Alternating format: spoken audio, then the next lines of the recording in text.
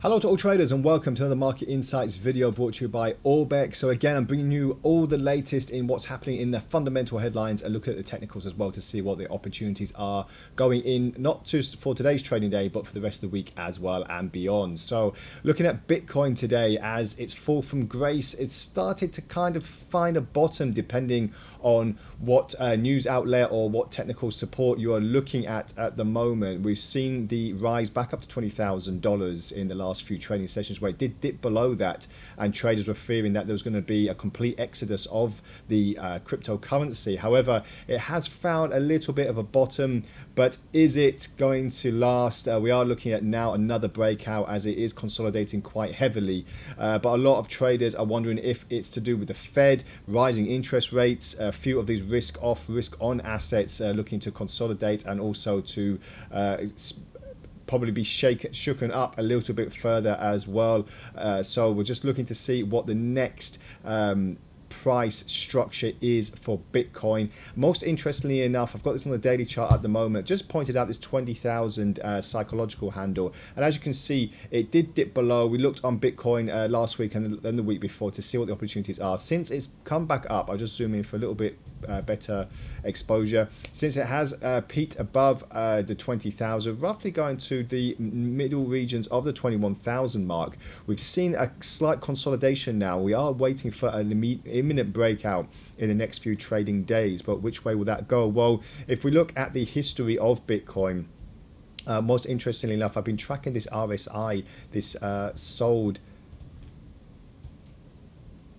trajectory here, and if we just go back a few years from when Bitcoin really started getting up to speed with a lot of traders, obviously we had we had this peak in 2017 where it went up to about 18,000, but as you can see here, we haven't seen these troughs on the RSI that many times. As you can see, like one, two, these ones just went below the border, but as you can see here, this one's really significantly started to fall as well, even though it started on an uptick. So what have we learned from the past of Bitcoin? Well, as you can see here, we have after that gone up to a vast overbought region. So is this going to happen for Bitcoin as well? Are we going to see this influx of prices, bulls entering the market after apparently, as I said, they've found this bottom? Well, if we just zoom in a little bit further, because from here to here where we saw this vast ascension, you know, if we look at the prices here, roughly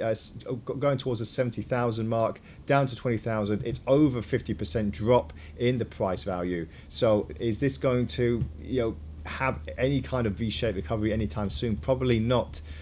So we are now looking to see that we are in a bear market vastly still, and the weight of the Ichimoku cloud as well, which is the indicator that I'm using, is very far away, which leads me to believe we are quite far away from seeing this imminent breakout that a lot of traders have been watching for. On the 4-hour chart, however, it is a little bit more intriguing because we have actually gone through the whole of an Ichimoku cloud here, the engulfment and the other side, and now we're just waiting to see what this would mean on this top border here. Are we going to see some support and to start moving higher and break past this recent consolidation that we've seen? And I'm putting a few lines on the chart at the moment, just getting you to grips with what I'm seeing. We are now waiting to see if we're going to break the $20,000 mark again, and then we can see if prices will give us some kind of direction. So very, very interesting times. Ethereum, it's probably an even worse picture than Bitcoin, because since we saw this other peak that wasn't so long ago, at the end, back end of 2021, we've seen over a 90% drop in the value of Ethereum. So that's quite a grim picture for the cryptocurrency as well. Just putting on this $900 psychological zone as well. We are now seeing a bounce off of that, as you can see in the last few trading sessions, and we are now working our way back up to the middle of the teens. You know, we're looking for 1,200, 1,300, possibly 1,500 by the end of the week, but it just depends on this trajectory as well. As I said, apparently the Fed is having a bit of an effect on the price of cryptocurrencies with their federal rate hikes as well. And as I said, these cryptocurrencies could correct further as they could be seen as a slight risk off asset. So just keep that in mind as well as we go through the next few trading sessions. I won't bring it down to an intraday chart for Ethereum because it is looking likely that we will start picking it up a little bit. So just keep an eye on that for the rest of the week, and I'll be back tomorrow with all the latest in the fundamental headlines. So until then, have a great trading day ahead, and bye for now.